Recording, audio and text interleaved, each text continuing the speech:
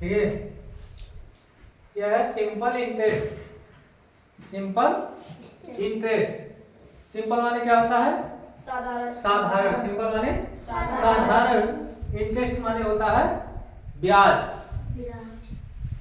Interest माने ब्याज। जैसे बैंक में हम लोग पैसा जमा करते हैं या बैंक से लोन लेते हैं तो उस पे ब्याज मिलता है और देते भी हैं।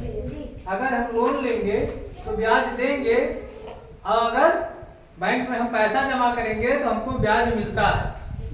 हमारे पैसे का वो जो फिक्स रेट है उस हिसाब से हमको, मान लीजिए 1 लाख रुपया हम जमा किए हैं बैंक में, तो साल भर जमा कर देंगे तो उसका ब्याज मिलेगा। या लोन लेंगे तो ब्याज सहित हमको देना पड़ेगा। ठीक है ना? उसी तरीके से कैसे निकालते हैं उस ब्याज को? Simple interest.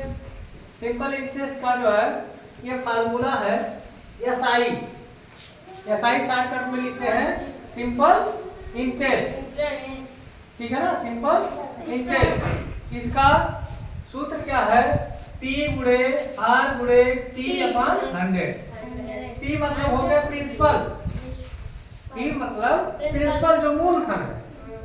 मूलधन उसको कहेंगे प्रिंसिपल। जितना रुपया हम जमा करेंगे या जितना रुपया निकालेंगे उसको हम किससे प्रदर्शित करेंगे? P से प्रदर्शित करेंगे। ठीक है ना? P से प्रदर्शित करेंगे। और R मीन्स हो गया rate. R means rate. Rate को हिंदी में दर कहते हैं। किस दर से ब्याज लगाएंगे? 1%, 2%, 3%, 4%, 5%, किस परसेंट से, किस दर से हम जो है ब्याज लेंगे और देंगे। दोनों चीज होता है। बैंक से लेंगे तो देंगे उस दर से, और बैंक में जमा करेंगे तो दर से ब्याज हमको मिलेगा। यह रेट हो गया। टाइम, टाइम कितने समय के लिए? 1 साल, 2 साल, 3 साल, 4 साल का निकालना है, या 2 महीने निकालना है, या 3 महीने निकालना है। ठीक है ना? तो ये टाइम फिक्स होना चाहिए कि कितने समय का। जैसे जो ब्याज दिया रहता है वो वार्षिक दिया रहता है। अगर जो वर्ष में दिया है तो ठीक है, और महीनों में दिया है अगर तो महीनों में अगर दिया तो महीने के हिसाब से निकालेंगे। ठीक है ना? इसको कैसे निकालेंगे? देखिए, 2000 रुपए का 5% वार्षिक ब्याज की दर से 4 वर्ष का साधारण ब्याज कितना होगा, हमको ब्याज निकालना है। हमारा P मूलधन कितना है? मूलधन को हम किससे प्रदर्शित करेंगे? किस पे निकालना है ब्याज? 2000 रुपए पे निकालना है। तो 2000 रुपया क्या हो गया? P हो गया, प्रिंसिपल हो गया। प्रिंसिपल अमाउंट क्या हो गया? 2000 हो गया।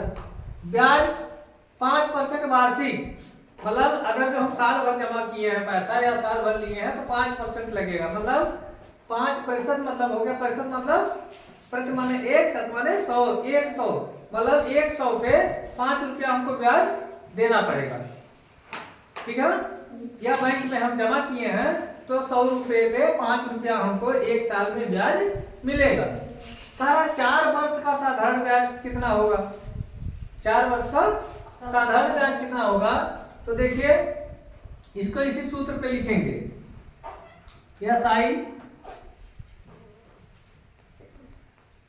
SI इक्वल टू हो गया P मल्टीप्लाई रेट और टाइम अपॉन 100।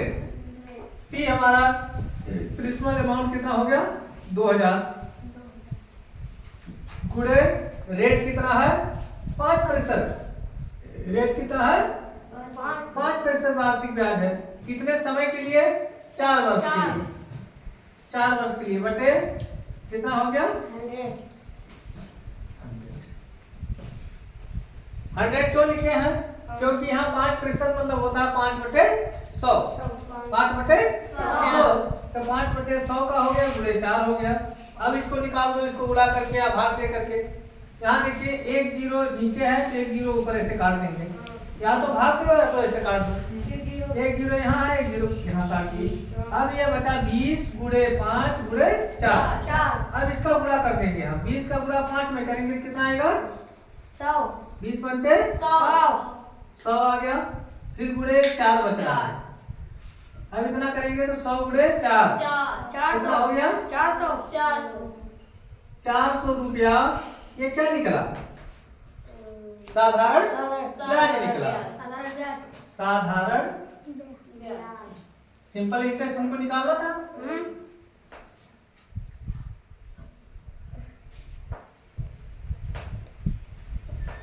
साधारण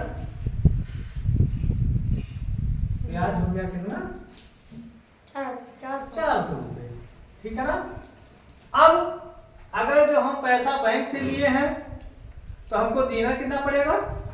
2000 दिए हमारा मूलधन है, 400 रुपया ब्याज, मतलब हमको कितना देना पड़ेगा? 2400 रुपया देना पड़ेगा। ठीक है ना। अगर जो बैंक से हम लोन लिए हैं इतने ब्याज पे तो हमको कितना देना पड़ेगा? 2000 तो लिए ही थे, 4 साल में 400 रुपया ब्याज हो गया, तो ये जोड़ करके देना पड़ेगा, मतलब कितना देना पड़ेगा? 2400। अगर जो बैंक में हम पैसा जमा किए हैं 2000 रुपया हम जमा कर दिए, 4 साल बाद निकालेंगे तो कितना निकलेगा? 2400। ये साधारण ब्याज है। ठीक है ना। अब आगे जब पढ़ेंगे साधारण ब्याज के आगे चक्रवृद्धि ब्याज इसमें लगता है। चक्रवृद्धि ब्याज मतलब जैसे कुछ टर्म रहता है साल भर का, 6 महीने का, कितने लगेगा, साल भर के बाद 1 साल का निकालेंगे, दूसरे साल चीज जो निकलेगा 1 साल का वो मूलधन में कन्वर्ट हो जाएगा, फिर उस पे ब्याज लगेगा, वो चक्रवृद्धि ब्याज होता है। ठीक है ना।